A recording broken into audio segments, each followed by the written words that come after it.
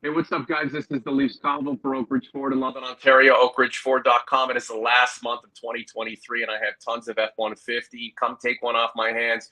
Great lease programs, great finance programs at Norman Oak Ridge Ford on Instagram. You know I'm your boy, not just for Leafs podcasts, but for vehicle sales as well. It is Sunday, December 3rd, 2023, NJ and LDN.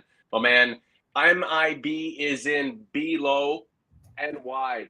Well, it's another day in the life of the Maple Leafs, Mike. They look great, then they look poor, then they look great, then they look poor. They get a point against Boston. It's never enough when you're playing the Bruins. And the way they lost last night, I wouldn't say it exemplifies how the Leafs are, but it was a very leafy occurrence for a team that still leaves a lot to be desired. Good morning. Good morning, Norm. To take the week in total, the one thing I think that can be drawn from it is that the Leafs may have found themselves a number one goaltender in Joseph Woll, because I think he played stupendous against Florida on Tuesday. He played pretty well against Seattle. I mean, the 3 goals in regulation were top corner. The only criticism I think you could really lay on him is he maybe goes down a little bit, but he's so big that, I'm sure he's being coached that it's got to be an absolutely perfect shot for it to roof top corner. But, these players in the NHL can do that. And I know that the third goal, the Trent Frederick goal, was a bit of a flub where he thought he had gloved it and it was loose, and Frederick banged it away with about, I think, 6.5, 7 minutes left to go in the third period. And luckily the Leafs came back and tied the game on the Matthews goal. But in the overtime, he was fantastic. You cannot blame him for the game-winning goal. The blame goes on somebody that we'll talk about later on. He made one save, he made a second save, and then Marchand was standing there at the side of the net to cash in the winner. So I think overall 5 out of 6 points at home is good, but the fact that they had to go to a shootout in 2 of them and overtime in the third is a warning sign for this team. This is the Convo. Norm in London, Mike in Buffalo. Like the content, subscribe to the channel. Apologies for missing last week's show. Illness, a little bit more important than sitting in front of you guys to contend with that and get back on track. We suspected Joseph Woll would be number one, did we not, Mike? Eventually. Well, the thing is, I believed it.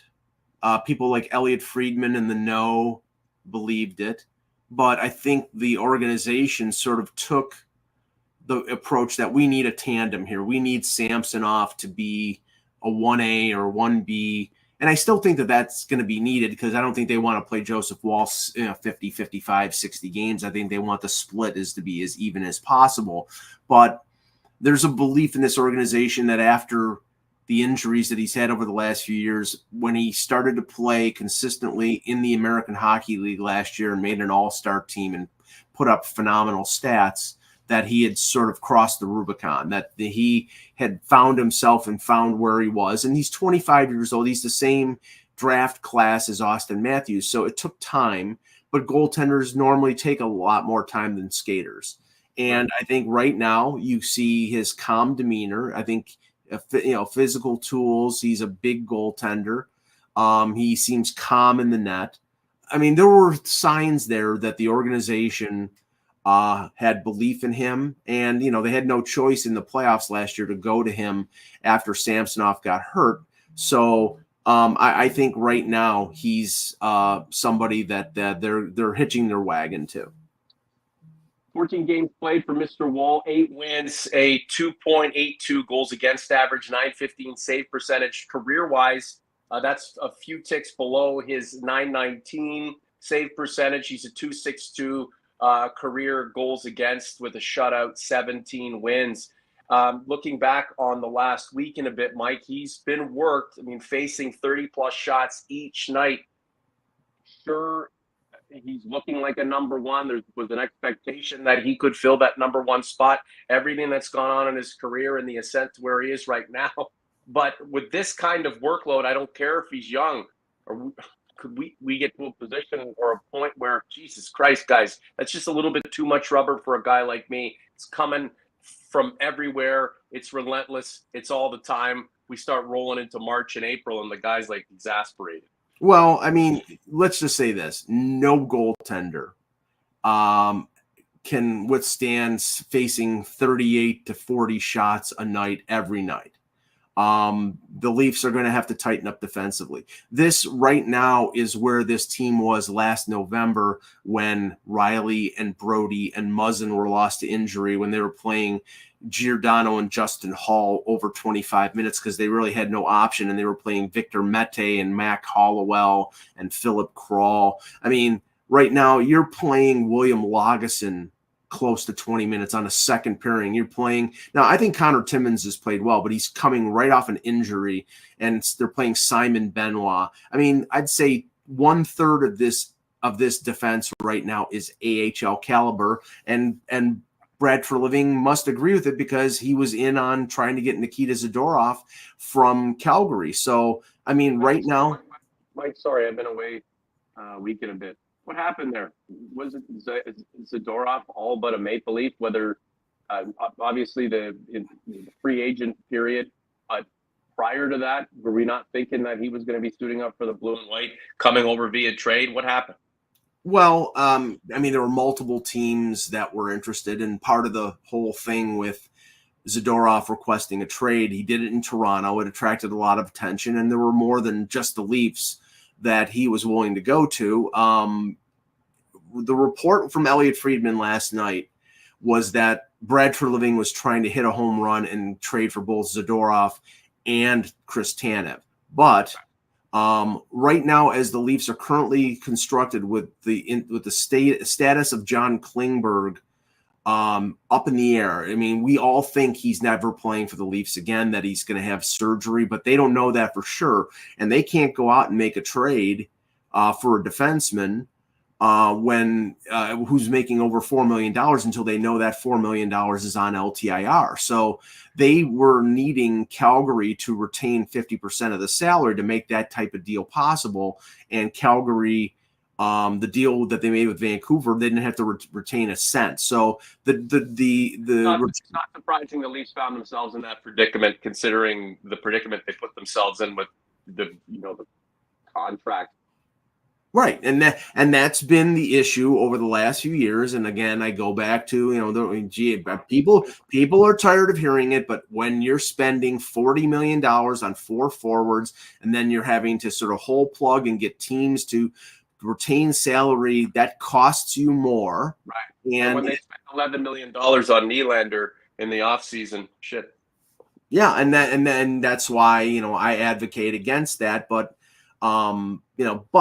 I mean, right now, I'm making a bold statement here, and I don't think many people think it's bold, but they're not winning the Stanley Cup this year because right now, this team needs, I would say, 3 defensemen to be right now, when everybody is healthy, this team has an average defense. With Liljegren back, with Giordano healthy, the defense is average. Now, I think they're going. Make that proclamation, Mike. Sorry to cut you off. Well, okay.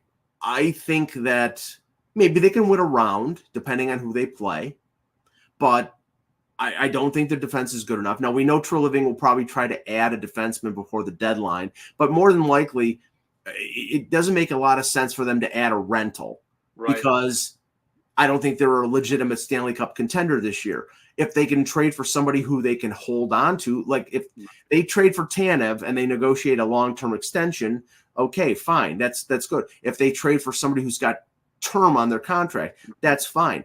Trading young assets for guys who are rentals for a team that is not likely to win a Stanley Cup, that's stupidity. And I don't think Brad Treliving will do that. So, they were in on Zadorov. And if they got Zadorov and Hanifin or Zadorov and Tanev, then maybe their defense would have been improved enough to be able to do that. But because of the cap situation, they weren't able to do that. And I think any defenseman, barring like a grand slam home run and some number 1 defenseman coming on the market that nobody sees, this defense is not going to be good enough to get through the East and get to a Stanley Cup final. Robert Fiore, Tanev and Hanifin would be better than Zadorov anyway, because that's a given. Well, okay, Robert, I agree with you, but the problem is, who are you trading for that? First of all, Hannafin is a number 1 or number 2 defenseman, probably number 2 with the Leafs behind Riley. He's a lefty, so he doesn't help the left-right thing. He's made it clear that the only team he was willing to sign with in Canada was Calgary, and then they backed off on it. So he likely is a rental. Are you going to give up a first-round pick to rent Noah Hannafin for 30 games? I think that's bad asset management. That's why I don't think Hannafin comes here. Now, Tanev is from Toronto. They've been rumored to be interested in Tanev as an organization going back to 2016. So right. I'm of the opinion that they're targeting Tanev, but there's no guarantee they're going to get him either. OakRidgeFord.com is where you're going to find your next vehicle, guys. I go on about F-150s and Explorers and Escape and all that kind of stuff, but we have a massive amount of pre-owned vehicles, a beautifully detailed, 100% safety. And if you're looking for a vehicle for your kids, for yourself, a second, third car, sedan, SUV, I am your guy at Norman Oakridge, at Norman Oakridge Ford on Instagram. Get yourself a little early Christmas present in the form of a major purchase, whether lease, finance, or cash. I am here to help you. And, you know, when you do reach out to us, check out the website, oakridgeford.com. You do help us further our goals here. Mike and I don't do any kind of fundraising or anything like that to keep the project going. So promotional money does help us. Also, maybe, I don't know, watch some of those commercials that interrupt what we're doing, at least for a couple of seconds. So we can make like 0.2 of a penny on what we're trying to accomplish here. Season 6 is on the roll. And, you know, hey, when we do miss a week because of other things going on in our lives, you know, we're going to make up for it on the go. So as we get into the, you know, December season, Christmas season, there's going to be a little more downtime. So Mike and I will certainly you know, pay back what we've missed out on in the past with more content. Like the content, subscribe to the channel. Thank you so much, OGs, Converse. Massett Atkins is here, Michael Matthew, Will Furwitzky, all the usual suspects. Jeremy W. had a nice little comment, and Jeremy W. is an OG. You know, so the thing is, we're weighing out team versus the individual accomplishments of the team. And when the team isn't doing so well, then you focus in on what the individual players are doing. So Austin Matthews has been slumping a bit, and then last night earned his money, and it was nice to see. But Jeremy W. making the point, it really doesn't matter. They lost, so who cares, Mike? How do you approach what's going on? You've already basically said, in your opinion, this team isn't winning a Stanley Cup. Mm-hmm. If that's the case, and clearly that's the ultimate for us, so it's going to end in failure, it's going to end in disappointment, but we've got to get through this season. Like, how do you get your jollies from this team? What, on a night in, night out basis, whether they win or lose, what do you need to see to say that forget about Austin Matthews earning his money, you getting your money's worth? Well, I mean, I need to see growth from the young players that are on this team. I think we know what we have when it comes to Austin Matthews. Now, he's had a difficult last couple weeks. I think he had 1 goal in 8 games before last night, but he did score in the shootouts in both the games against Florida and Seattle. But he scored 2 goals. He tied the game. He earned them a point. You know, we know what we're going to get out of Austin Matthews. We know in general what we're going to get out of Marner and Tavares and Nylander and Riley. The important thing is, how good can Matthew Knies be? How good and how healthy can Nick Robertson stay? Will we see growth out of Timothy Liljegren? Can Connor Timmins stay healthy? Joseph Wall, as we covered. So those are the important things. Again, going into this season, looking at the situation with the cap, looking at the situation with their defense, I don't think anybody, even if they're wearing blue and white glasses, could think that this team is winning a Stanley Cup. And you look at right now with them being depleted on the blue line, and you know, all of a sudden, you know, you had Marner and Matthews' offense dry up. I mean, that's going to happen. Scorers will have droughts. Nylander all of a sudden is not superhuman anymore, folks. He's put away his red cape and he's not wearing it on the TTC. There's such an emphasis on these guys individually. Nylander's all-world start, and then all of the Nylanderites banging the drum about how great the guy is. Man, he deserved the credit for it. But when the shoe drops and things change and he starts the slump, then where are they? It's just the focus on these guys having to be great all the time, or else is it's repetitive.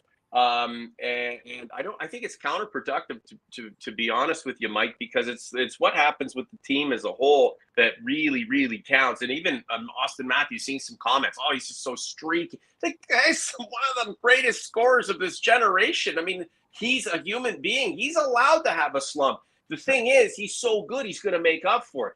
William Nylander on fire, and then if last night coughs up the puck at the red line, and didn't look great trying to get back and mitigate an opportunity from being successful for Boston. It's what, now people want to kick dirt on him and have him traded. Geez, like, there's going to be good, there's going to be bad. We seem to overemphasize things. Well, individually. I think one of the reasons we overemphasize things is because we have, and I'm a member of the media, so I don't blame, media members. I don't blame media members from making comments, but it's like when he's on his 17-game point streak and they're like, oh my God, it's easily $10 million, maybe $11 million. Now he's had a week where I think he's been really bad in some instances. And he's still scored, but remember, the whole thing about Dr. Nylander or Mr. Willie is the consistency, is the not being a defensive liability, about working all the time. And the problem is that I think over the last few games since the streak was ended, I think he's sort of sagged a little bit, and he hasn't played well. And that play that cost him a point. Who knows what they would have done in the shootout? But I think, am I hearing from people in the media, oh, he's only worth $9 million because he's slumping? No, it was all whatever cost the Leafs more, because you've got, and I think some of it was genuine. Some of it was looking at that this guy's a star player. He's not a star player. He is a high-end complementary player. If he was a star player, then nobody in the, then a lot of teams on July 1st would be lining up to pay him $12 million a year. Nobody is going to. They may pay him 11 because it's a 7-year deal instead of an 8-year deal. And I like him as a player, but if he costs too much, he kills this team because they need to address other areas of need. And that's why, do they get him signed? Do they not get him signed? I don't know. I think they probably are going to end up signing him. But if it's for $10 million plus, I think he wounds this team in the long run. Bleed Blue, hit that like button, guys. Thanks so much for that, Bleed Blue. It's just everything is so intensified. Great play, worth it. Bad play, he's not worth it. We go back to what a lot of the OGs and converts want us to do, and that's just let things happen, and we'll see how the contractual stuff shake out when he can actually put pen to paper and they're tabulating what kind of money they want to invest in this guy. In the meantime, the Leafs have the business of, continuing on through the regular schedule, trying to find some kind of consistency, some kind of rhythm, and a momentum. And that's the thing. To this point, they really haven't. Looking at the stats, Mike, and again, top 4 scorers: Nylander, Matthews, Marner, in terms of points, right? Nylander's got 29 points in 22 games. Tavares, 21 points in 22 games. Marner and Matthews over a point per game. These guys are doing what they do. Whether you like how they're doing it, I mean, Marner has been a lightning rod, right? People don't like him, and then he scores a hat trick, and people dislike him a little less, and then he turns around and does things you don't like. And I mean, he's another one of those guys where the glare is super intense and mainly unfair, the same way it is with Nylander. But the top 4 guys are already well over 100 points combined, and we're only 22 games into the season. We know it. It's how the hell does it, who does what on a particular night? It's all going to kind of come out in the wash with these dudes. It's everything else. Now, I wouldn't say it's a revelation with Wall, but where he's at right now, if he's got to be he's got to be protected. If he's the number one throughout the rest of the month and then throughout the rest of the season and then into seasons to come, he's got to be protected. Where does the focus come into play? Where should we be looking? Really, really, really looking? The place we have all this time, at least you and I. That's the defensive group. That is the issue. That is the problem. And that is honestly, that is where the management, if they're not already, has to put all of its focus. Like, if not, then, as you've proclaimed, there's not going to be a Stanley Cup championship for the Maple Leafs in 23-24. And from now until the end of the season, into however far they go in the playoffs, it's just going to be more of the damn same. The highs, the lows, the highs and the lows. The redundancy of what's going to take place will mirror the things that we've seen year in and year out with this group. A few more points from you, Mike, and we'll get out of here. Yeah, I mean, I look at this team right now, and people are saying, "Well, where are they going to replace Nylander's 40 goals?" Well, that's the whole point. You want to be able to keep him at a certain level and at a certain salary level, and having that 8th year allows you to do that. But if he's looking to hit the grand slam home run, then all the talk of, well, I love Toronto and I want to stay in Toronto, well, then you have to take a little bit less. I mean, you could argue that Austin Matthews took a little bit less. He could have asked for $14 or $15 million, and instead of getting that, he got 13 and a quarter, which was a slight raise over the highest salary in the league. And I think for that, he took only 4 years so he could hit a home run in free agency 4 years down the road. I mean, they need Nylander scoring, and they need to improve their defense. And for everybody saying that, and I've heard from a number of people, very knowledgeable people, well, they should trade Marner. Marner's got a no-move clause. Do you think that Mitch Marner is going to waive a no-move clause to go away from Toronto to someplace that they determine and then become a free agent? No, he's going to stay in Toronto. He's going to put up 100 points, and then he's going to walk for nothing, or they'll have to pay him more if they do the same thing that they did for Nylander. So it's like you cannot trade any of the core four because all of them have no move clauses except for Nylander before the end of this season. He's got a limited no trade. So once you're locked into that, and if they pay Nylander of $10.5 million, then it's around $45 million on probably an $88 million cap. And okay, the Samsonov falls off, Brody falls off. I mean, honestly, TJ Brody's been their second best defenseman. I would like to keep TJ Brody, but I don't think you're getting from him for much more of a bargain than, say, $4 million on a long-term deal. So you're going to have to spend that money to bring him back, and you're probably going to need to add 2 defensemen. So that is where the problem is like you don't have enough cap room. And for the 1 year next year, you've got all 4 of those core 4 players making over $10 million. Maybe after that, Tavares' salary goes down because I think he's ending his career in Toronto. But, they're not going to save a ton. So to make those improvements, you have to reallocate your money to the area that has been a chronic failure for the last 20 years. The requirement here is a bold move. A bold move. If there was an opportunity that was attainable for this team but required a bold move, then